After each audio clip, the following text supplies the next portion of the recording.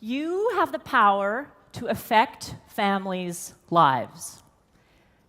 More so than any other industry, more so than any other sales professionals that I work with. And I think that it's important that you take that lesson away. I want you to think for just a second back to your very first day in the business. Mine was June 19th, 1992.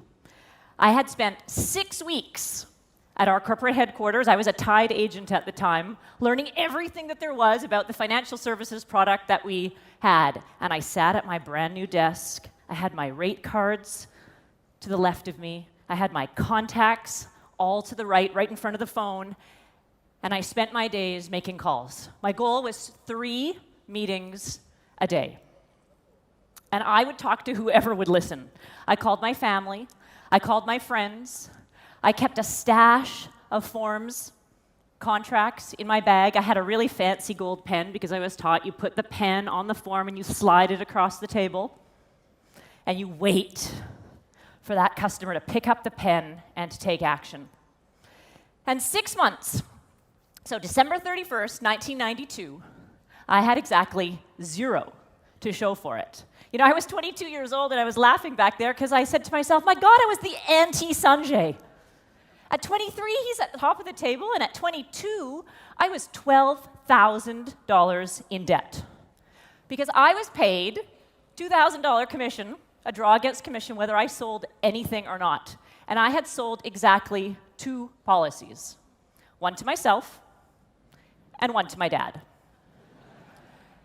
And, you've been there.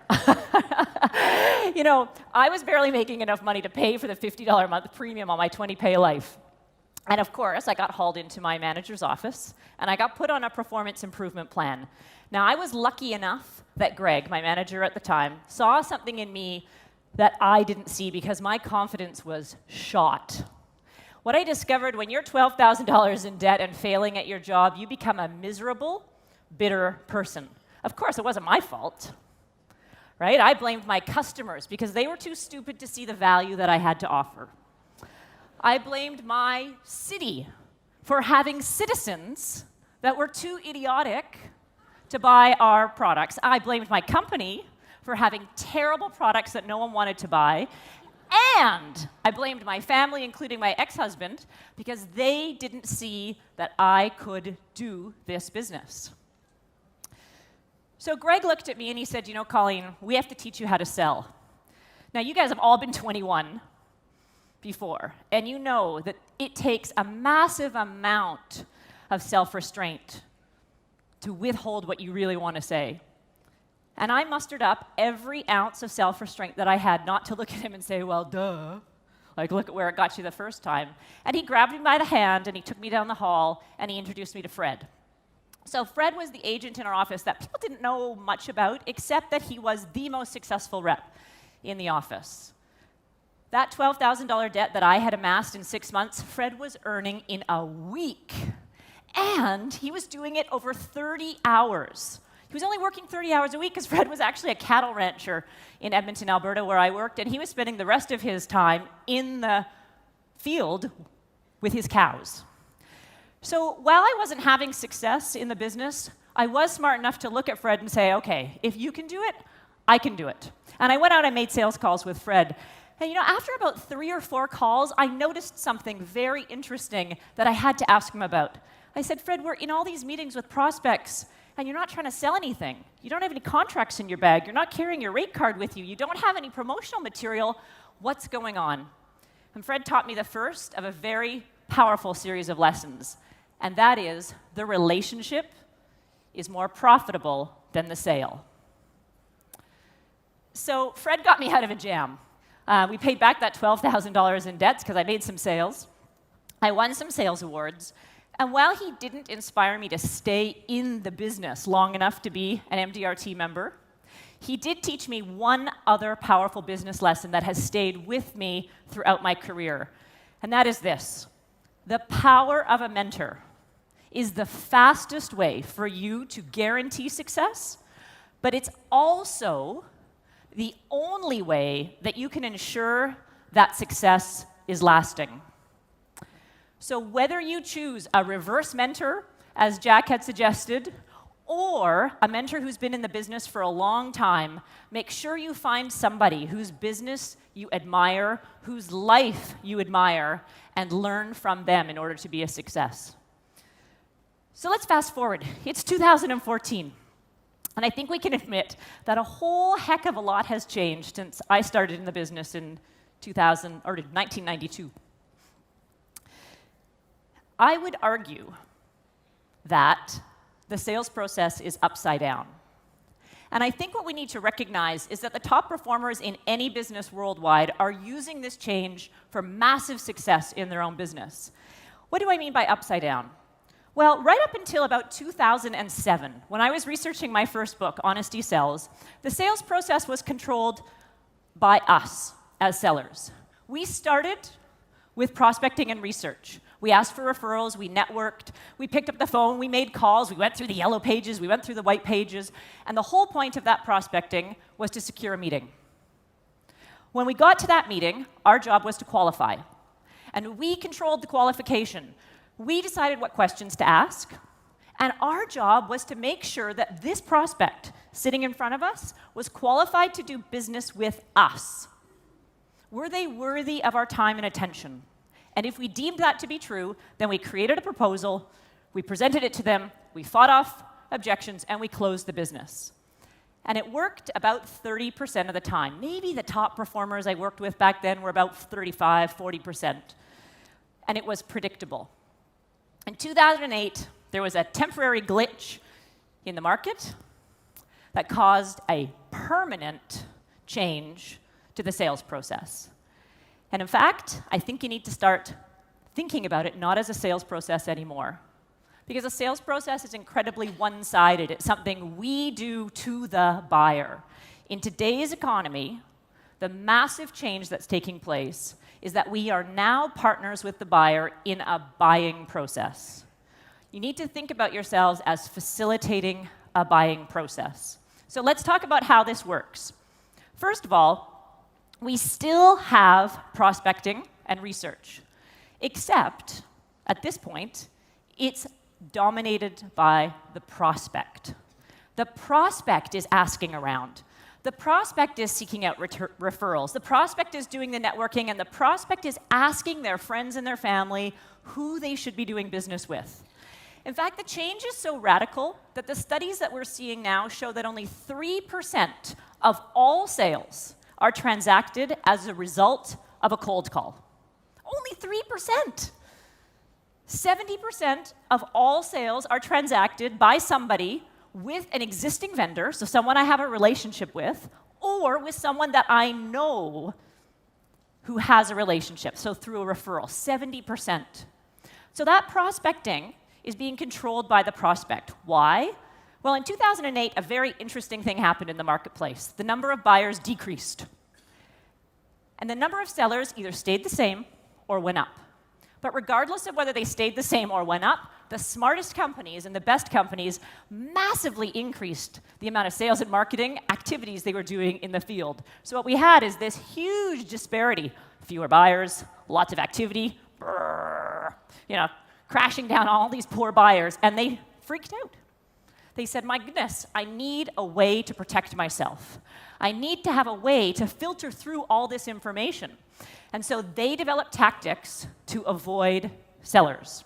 And one of the things that they did was to start controlling the front end of that sales cycle.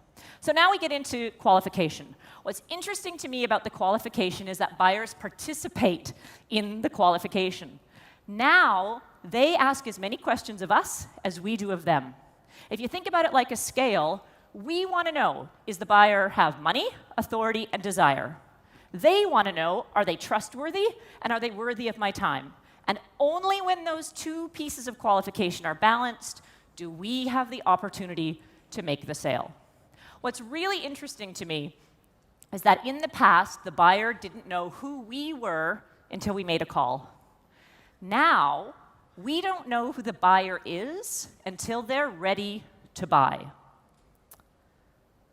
So when we think about closing now, buyers are expecting.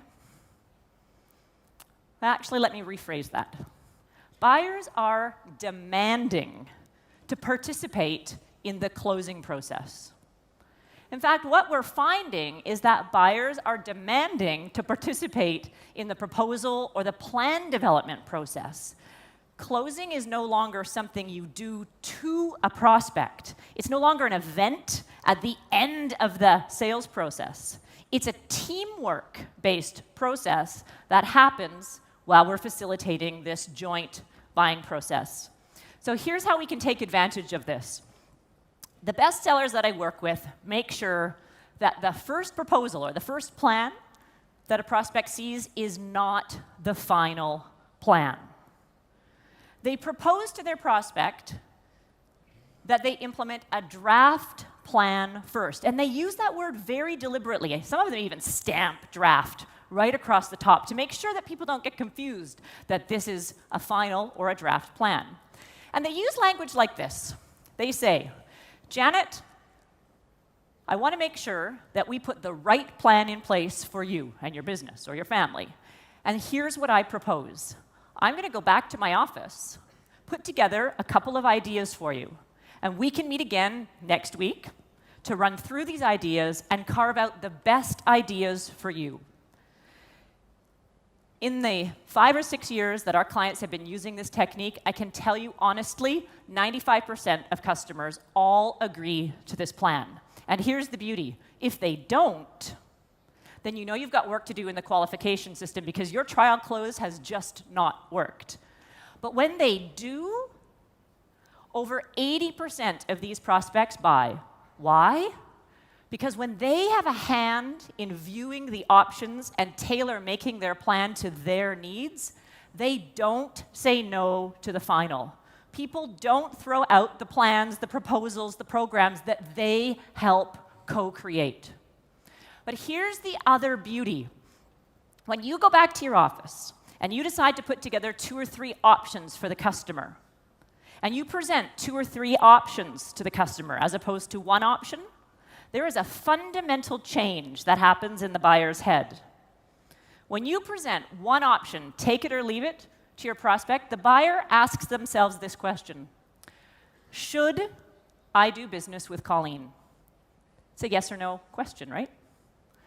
But when you present 3 options to the customer, the question in the buyer's head is, how should I do business with Colleen? Do you see the difference?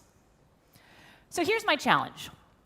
Because the biggest objection that I get as a consultant when I lay out this program to people is, oh my God, Colleen, that's so much work. Like, I've got an extra hour in my day to be doing draft proposals and going out to see customers more than once. And yeah, I get that it's more work. But here's the story. Last year, I was working with a very large financial institution in Toronto, Canada, and I was working with just their elite sellers. And I said to them, this is what we're going to do. And they said, no, we don't have time. We don't want to do that. But their management team and I insisted. We said, look, just go out and try this with those prospects that are your absolute must-close prospects. And they did. Going into this exercise, their closing ratio was 45%. Pretty good closing ratio. Extraordinary. I would say top 2%. At the end of this exercise, their closing ratio was 90% on the opportunities where they completed a draft proposal. So my question to you is this. Yeah, you know what? It's more work up front. But what would doubling your sales mean to you next year? So the other question that I get when it comes to closing and how it's changed in today's marketplace always is around urgency.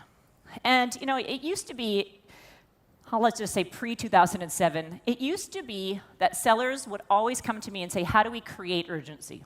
We need to create urgency. Today, I say it to the sellers that I work with, that is the most fraudulent and selfish thing that you can think of in the sales process. And I say that with love, but it's true.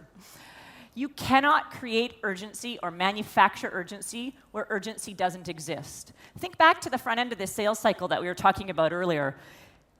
The buyers are only engaging with you because they have a need.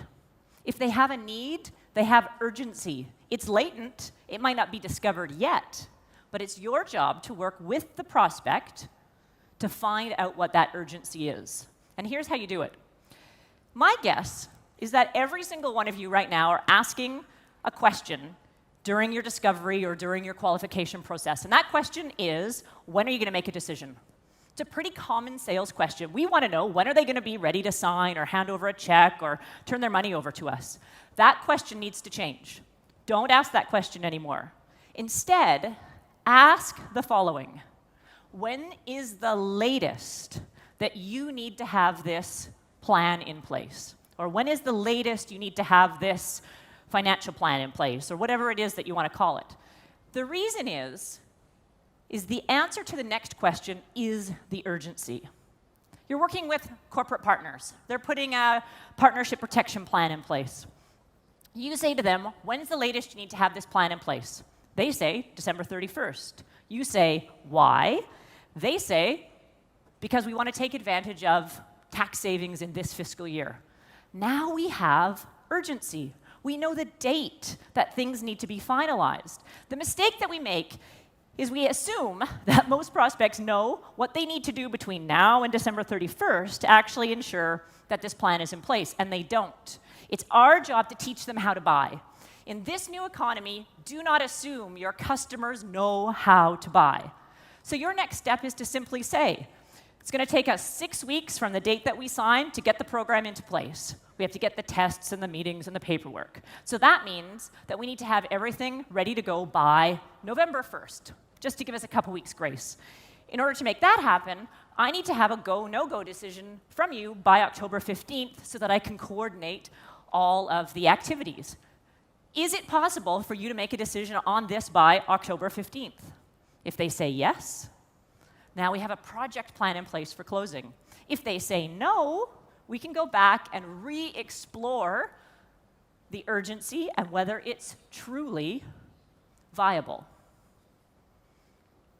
So the last thing that we need to consider with the new selling environment and how to really create profits in your business is what happens after that paperwork is signed.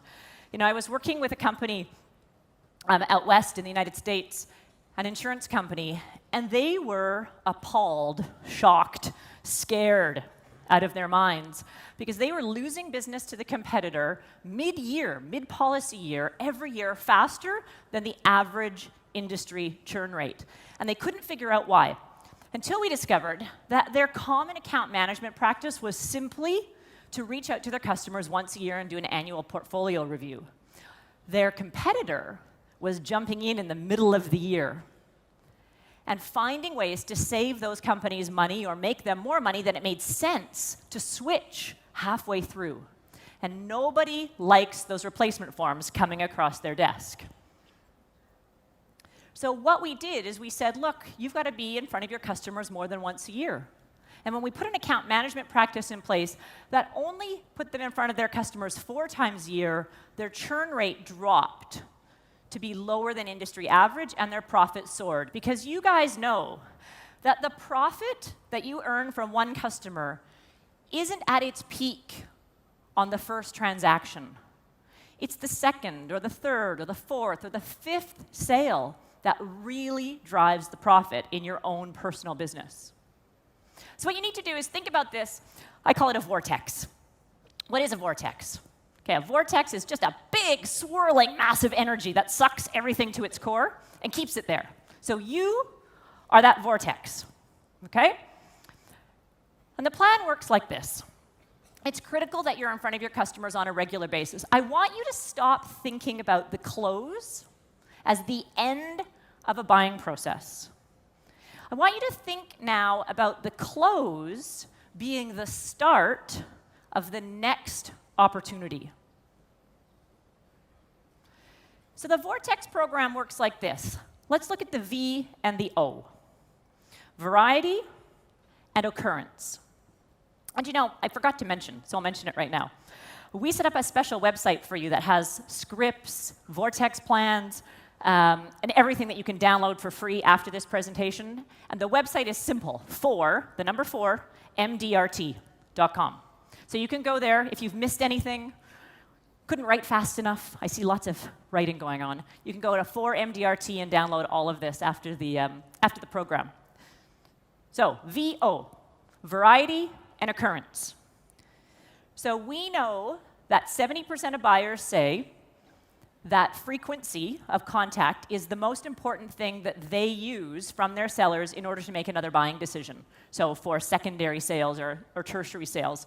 What we also know is that when the economy is doing this, when it's tumultuous, let's just say, buyers expect increased levels of contact. If your contact with buyers stays the same during tumultuous economic times, the buyer perceives that your contact rates have dropped. I know it's not fair, but it's just what buyers think. So occurrence. Best practice is that we're in front of our customers at least once a month or every 2 weeks. So some of you are thinking to me, my God, Colleen, there is a fine line between persistence and stalking. Yes, in dating as well as sales. You don't cross that line, even if you reach out to your customers every other week, if you use a variety of media types. So what is a variety of media types? Well, we have face-to-face. We have group meetings. We have social media, which I know so many of you are already using successfully. We have the mail, we have fax, we have email, we have the telephone, we have managers in our office, we have specialists in our office who can all go out and meet or talk to our prospects. The reality is that when you increase the frequency of the different types of media, you increase the cadence that you can reach out to your customers. When you increase the media types, you increase the cadence. You will fall into that stalking category if all you do is pick up the phone every week and talk to a customer. But if you call them and email them and put something in the mail and invite them to a seminar, then you stay within the right cadence. So variety and occurrence. The R stands for reliable. Trust is built through consistent behavior over time.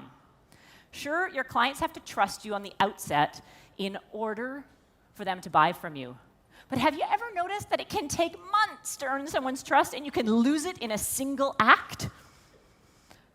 Once you start communicating with your clients on a regular basis, if you stop, you erode trust.